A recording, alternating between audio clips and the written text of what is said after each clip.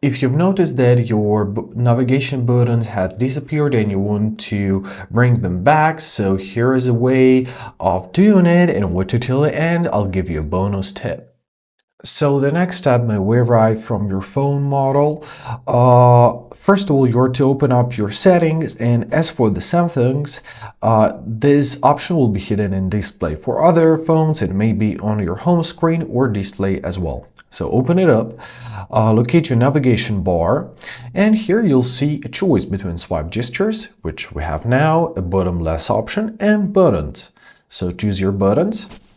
And there we are. Now we got our back, recent apps, and home button back. Easy as that.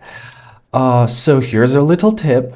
You can rearrange the sequence of those buttons. So once again, open up your navigation bar, press more options, and you can set it on those like Google Pixel style buttons. But I prefer this arrangement, and basically that's it. I hope this video was helpful. Thank you so much for watching. Have a great day, and please consider subscribing to our channel.